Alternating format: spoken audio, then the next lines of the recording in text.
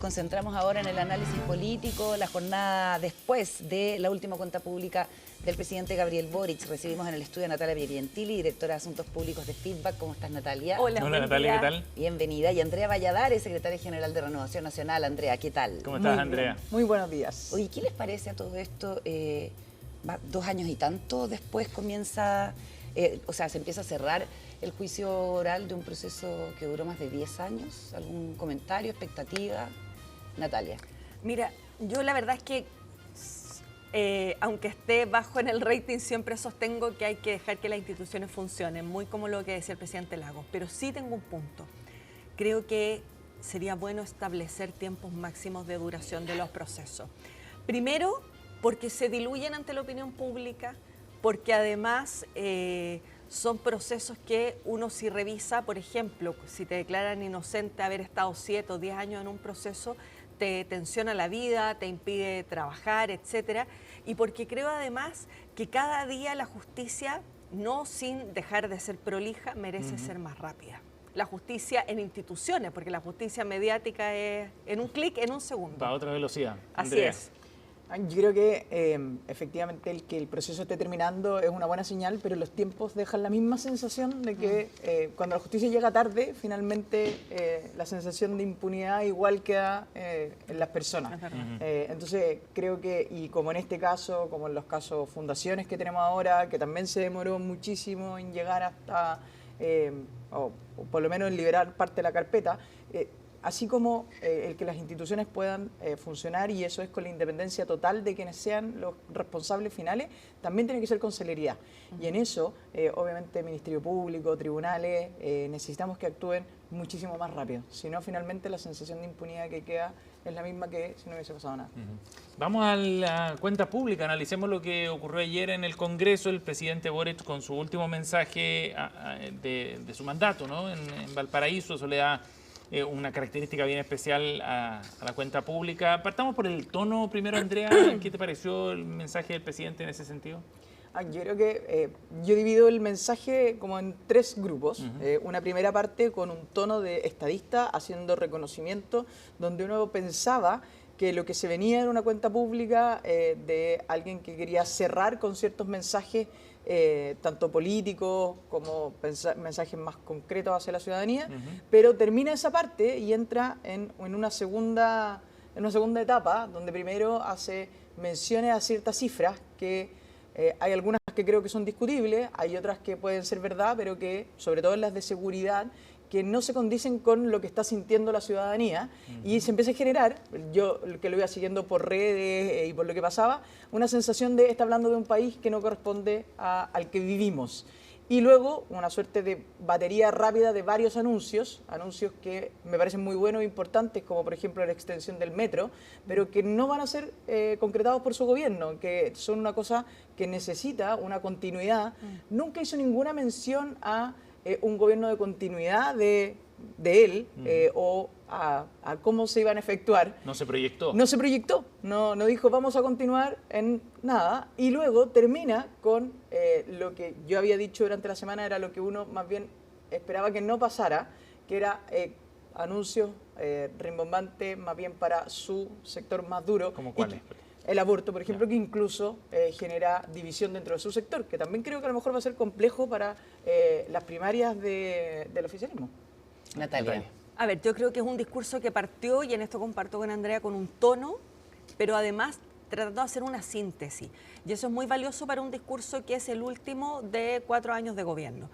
Creo además que esa síntesis recoge bastante de las causas por las cuales el gobierno cambió de rumbo. Muchas veces lo que se le criticaba al gobierno era estos cambios de rumbo como sin una explicación, sin un sustento conceptual. Y creo que ayer el presidente hizo el esfuerzo de explicar ese contexto a la ciudadanía respecto de la necesidad de gobernar sobre la realidad que se tiene y no la que se espera. Y eso marca, digamos, a mi juicio, un acto de madurez y de síntesis del relato político muy interesante. Creo que él destacó los logros, no dejó nada sin mencionar, y eso también habla de que es su última cuenta pública. Y en los anuncios, efectivamente, creo que hay algunos que no se van a poder materializar, pero que se instalan ciertos sentidos comunes. Y creo también que los anuncios finales obedecen a responder, o sea, en el sentido que él planteaba al inicio, no por ceder o llegar a acuerdos se claudican principios, y los anuncios finales tienen que ver con esos principios los cuales él asume y decide no claudicar. Natalia, el senador Sandón más temprano decía que había faltado autocrítica, y es un comentario que se repite harto en el análisis posterior de la cuenta pública. Que fue autocomplaciente, dice. O sea, yo la verdad es que reparo de aquello por lo siguiente. El año 2023 el presidente tuvo que hacer un cambio de timón, digamos, de 180 grados. Primero, involucra al socialismo democrático de pleno en su gobierno, y segundo, reagrupa las prioridades a propósito de lo que había sido la convención, de lo que estaban siendo las demandas ciudadanas, y habla de los 3 ejes de seguridad económica, social y seguridad ciudadana. Entonces, y la cuenta versó sobre eso, sobre ese cambio de timón, no sobre el presidente y la coalición que llegó el primer día a gobernar. Por lo tanto, si el senador Sandón esperaba más autocrítica, yo creo que haber hecho una síntesis política de por qué se partió de una manera y se terminó de otra, desde una mirada más bien simbólica, política, reflexiva, yo no lo hubiese pedido más, la verdad. Andrea, el senador Sandón decía que además de esta autocomplacencia que él veía en el discurso de Boric, el anuncio de lo de Punta Peuco iba a desatar una guerra santa en materia política, entre comillas, y que podía trabarse, por ejemplo, el debate legislativo con esto que obviamente no le gusta a la derecha. ¿Tú estás de acuerdo? Yo creo que, primero, hay un matiz que yo hago con Natalia en que cuando el presidente parte y hace este reconocimiento del cambio de rumbo y de timón, lo plantea inteligentemente como si fuera una decisión tomada desde la reflexión y la madurez. Y la verdad es que creo que ahí hay una cosa que fue la realidad. Se enfrentó a una realidad que no le permitió seguir con aquello que era... No le queda otra, dice. Exactamente. Podría haberse negado a la realidad. Pero la verdad es que más bien fue una realidad que una decisión tomada... fue no, o camino con el socialismo democrático incluido, con otro tipo de política, o no hay nada que hacer. Entonces creo que ahí hay un punto de un matiz bastante importante. Creo que él lo plantea inteligentemente, porque podría haber salido adelante con eso, aprendimos antes de, y eso le podría dar viabilidad, por ejemplo, a un candidato de continuidad como Gonzalo Vinter. Tú podrías entenderlo así, pero...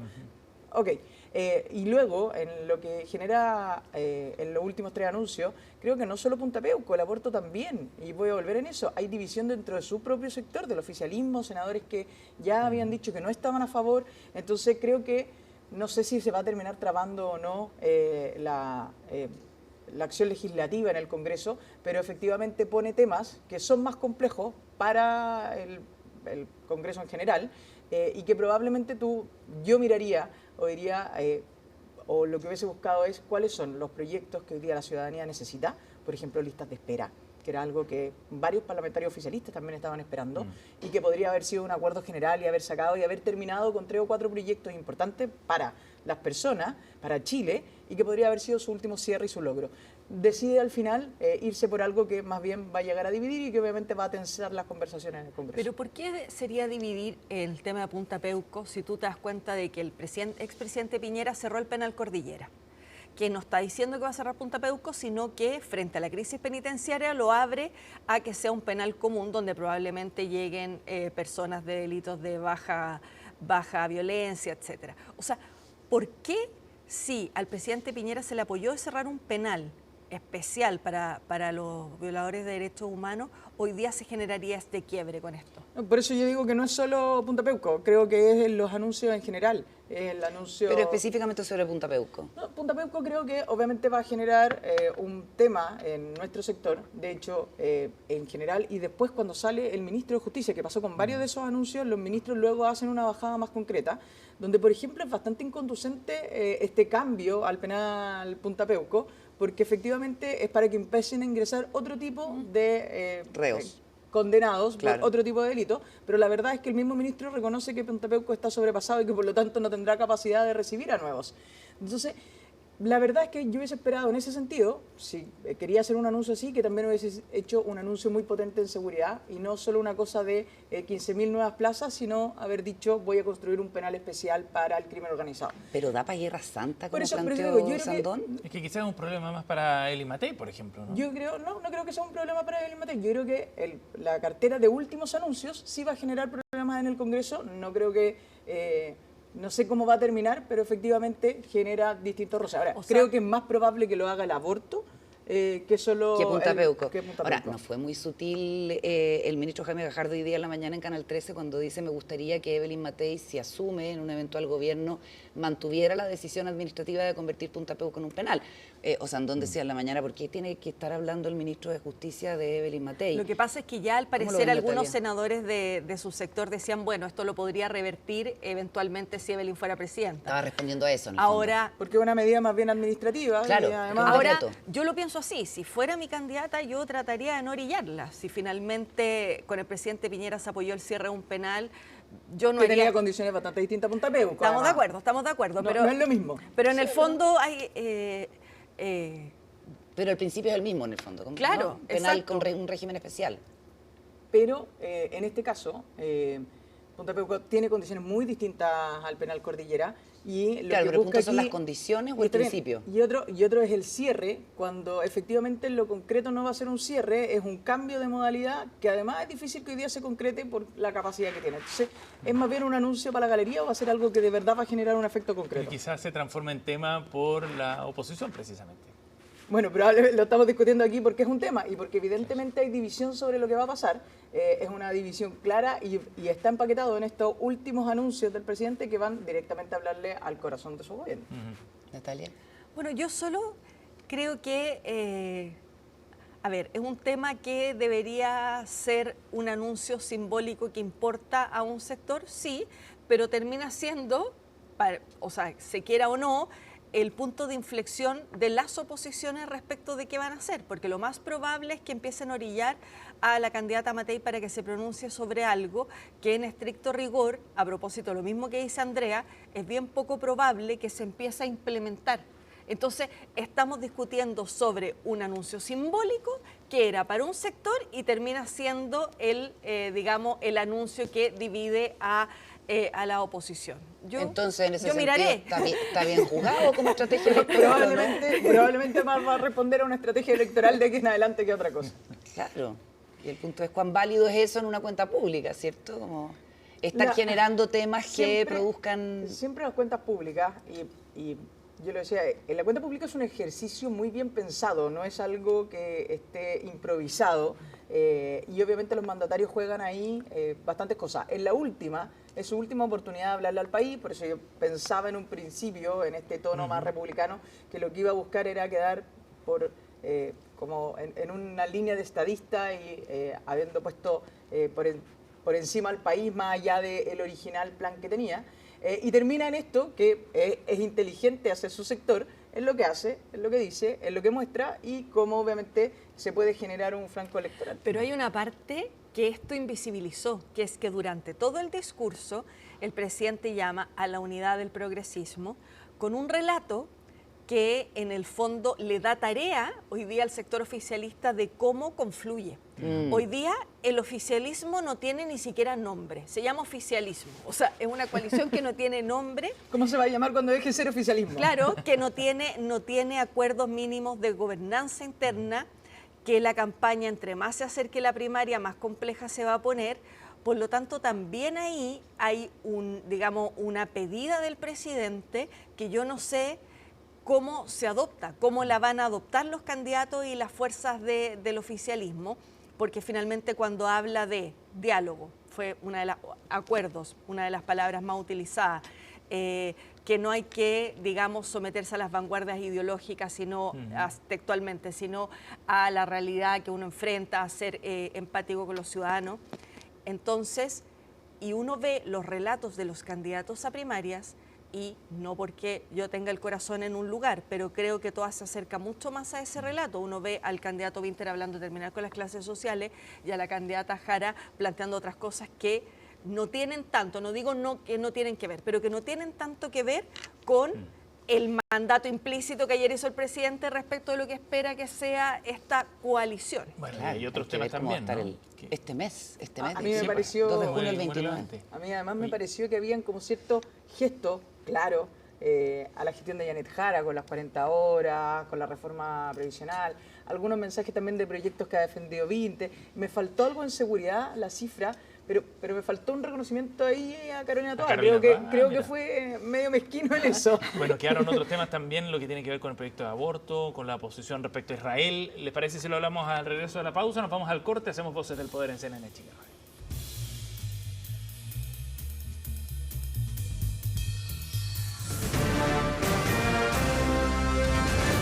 Hacemos una pausa y ya regresamos con CNN Chile Radio, AM.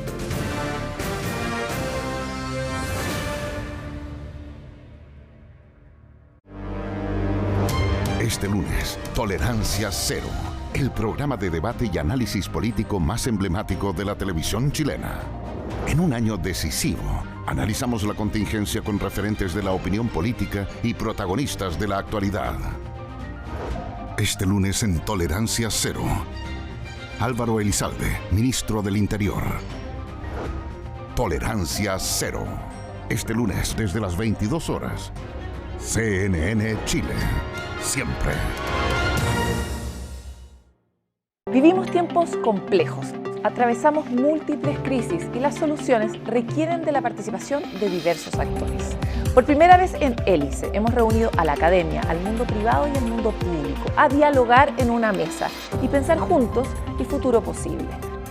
Acompáñanos en Hélice, encuentros que construyen futuro.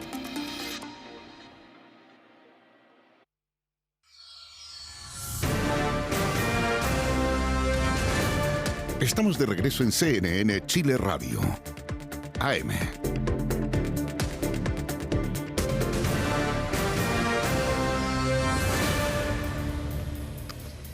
De regreso aquí en el análisis político en día lunes, post cuenta pública, la última del presidente Gabriel Boric junto a Natalia Pergentili y Andrea Valladares, secretaria general de Renovación Nacional.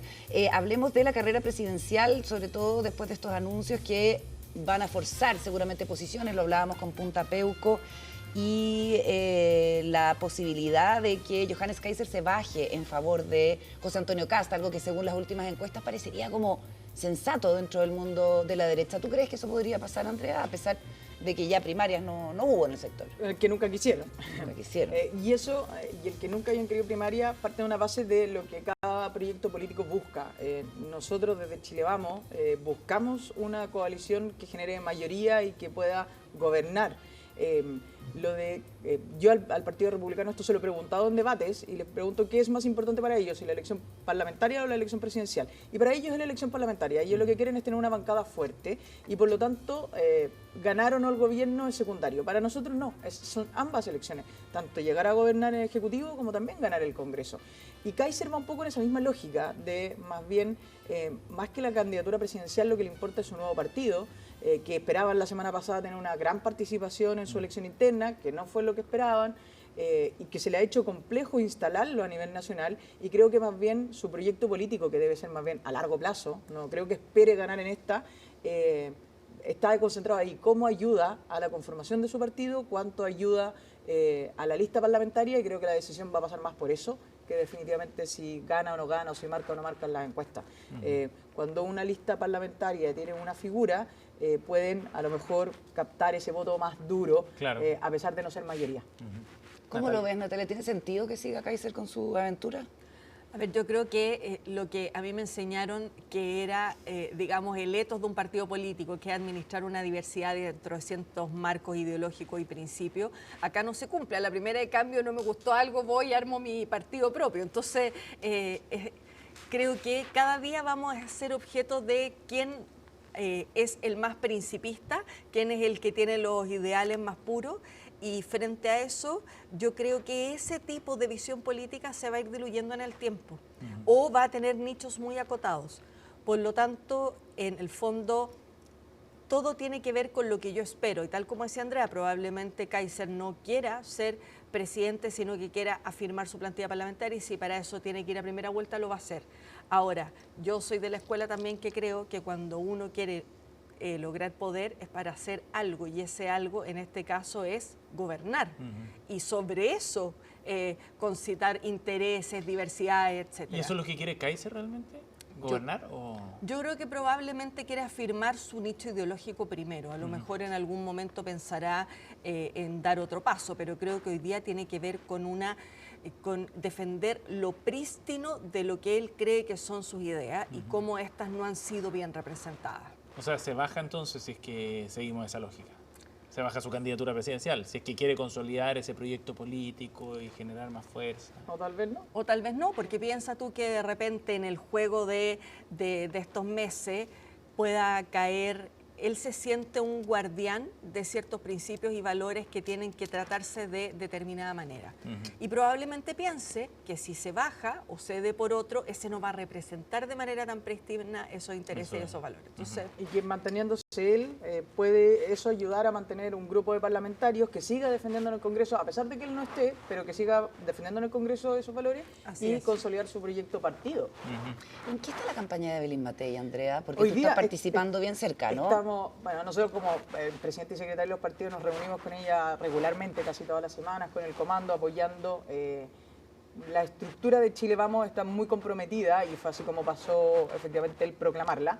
Y hoy día ahora nos vamos en un ratito a una inscripción de la precandidatura en el CERVEL, Claro. que es una fórmula que permite regular los actos y el gasto de estos meses antes de que se tengan que inscribir formalmente las candidaturas.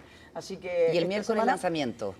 más que un lanzamiento, es un primer hito de varias cosas como puesta en escena, imagen, proyecto de lo que vamos a hacer estos meses antes de inscribir, que probablemente está muy concentrado en la escucha, en la creación de programa de gobierno, que es una obligación de cuando ya se inscriba la candidatura. Hoy día también hay que inscribir algo, pero cuando se inscriban en agosto ya tiene que tener un programa de gobierno, y parte de estos meses es ese trabajo territorial de escucha, levantamiento de ideas y conformación de equipos. Oye, ¿y en qué va a consistir lo del miércoles? Perdona la No curiosidad. podemos dar tanto detalle. ¿No? ¿En serio? Es sorpresa, es muy sorpresa. No le hemos contado a nadie. Ayer alguien preguntaba, oiga, no, hay algunos que ya saben un poquito de lo que se viene, pero la verdad es que es un poco de sorpresa. pero no hay cambio en los equipos ni nada, No, eso no, sino no, tiene es que más ver con bien imagen. con imagen, con despliegue, con formas, con lo que se va a salir a hacer, con cómo va a estar organizado, la estructura, lo que esperamos mostrar los próximos 2 meses en terreno. Es que queda mucho. Es que es muy largo. Queda mucho. Pero no en las primarias. No, No, para las No, la primera queda nada. A la vuelta de la Quedan esquina. 3 semanas. Y de hecho el sábado Carolina Toá tuvo una actividad la semana pasada, como que había tomado distancia de la postura del gobierno sobre el tema del aborto, marcando como un matiz, ¿cierto?, con los otros candidatos. ¿Qué te parece eso, Natalia? A ver, yo creo que yo entiendo las lealtades que Carolina Toá tiene con lo que fue su paso por el gobierno. Y eso habla muy bien de ella, por cierto. Pero yo creo que una de las cosas que se tiene que transmitir, que es algo que yo creo, es que si bien ella o parte del socialismo democrático fueron parte de un gobierno donde tienen puntos de acuerdo, por cierto, valores comunes, etcétera, se hizo un esfuerzo por trabajar por lo mejor en base al gobierno, más no se mimetizó respecto de algunos ámbitos del gobierno. Entonces yo creo que esa diferencia, que puede ser tenue, es importante relevarla porque explica el comportamiento de Toá, su relato, sus acciones, y la separa de esta caricatura de casi como de renegó, de que estuvo en el gobierno, no sé qué. Yo creo que no tiene que ver con eso, tiene que ver con que fue alguien que se echó al hombro el tema de la seguridad, como pudo, con lo mejor, con errores, aciertos, etcétera, más no se mimetizó de algunos de los principios o valores que tenía el Frente Amplio y que hasta el día de hoy generan ciertas tensiones con el socialismo democrático. ¿Cómo lo ves tú, Andrea? Ay, yo creo que hoy día todavía no vemos la fuerza de esa primaria. Creo que si bien son 3 candidatos que tienen cada uno características que pueden movilizar un mundo. Cuatro, ¿verdad? Cuatro candidatos, perdón. Por favor, no te olvides de Jaime Mulet. Jaime Mulet, que también mueve su mundo y tiene una potencia. Creo que... Y tiene harta libertad Jaime Mulet, o sea... Se eso mueve como que... le pasa en general a la dice, gente que no tiene nada que perder, ¿cierto? así es. Está contra el aborto, punto. Claro, fue el primero que se definió Sí. así. De los otros 3 candidatos, que más bien son bastante más cercanos al gobierno por distintas razones, Carolina Toá fue ministra del Interior, tuvo a cargo todo el tema de seguridad, que sigue siendo un debe siempre para Chile. Tenemos a un Winter que efectivamente todo el mundo sabe la cercanía que tiene con el presidente y ser parte del proyecto original del Frente Amplio y del gobierno. y una ministra Jara que logró, a pesar de su militancia y probablemente su mirada ideológica, acuerdos en proyectos como 40 horas y la reforma de pensiones. Entonces, tú podrías ver que es una elección primaria muy competitiva, que podría pasar cualquier cosa, y probablemente el desafío está en cómo llegar más allá que solo el sector o este porcentaje más arraigado en apoyo al gobierno. Así que creo que es una elección que puede pasar cualquier cosa. Oye, no es raro que un gobierno progresista pretenda legislar sobre el aborto, ¿cierto? Algo que planteó el presidente ayer, junto con una política de Estado para favorecer la fertilización asistida en la crisis de natalidad, no maternidad, de natalidad que tenemos. O sea, no debiera ser algo que sorprende y sin embargo sigue dividiendo el tema del aborto. ¿Qué les parece que el presidente lo haya planteado y quienes dicen que en vez de buscar como puntos de acuerdo, buscó cuestiones que polarizan?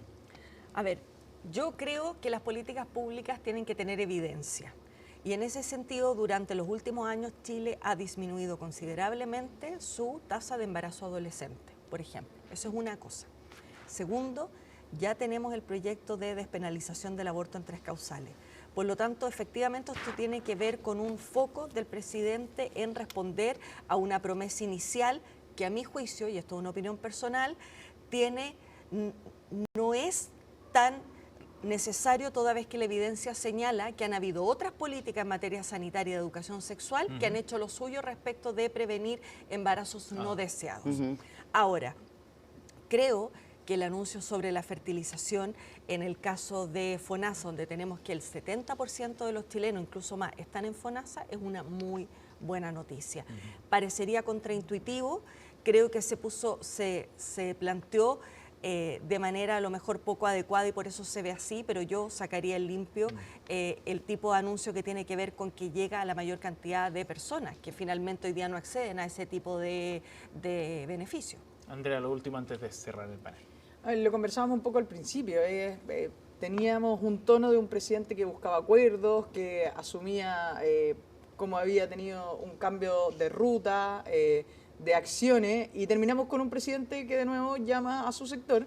Efectivamente, es un anuncio que no sorprende, que ya estaba en su programa de gobierno, pero viene a reafirmar eso, a que a pesar de partir la cuenta pública con un tono más de estadista, termina no renunciando a ciertos principios que solo le hablan a una parte de su sector, ni siquiera a su sector completo.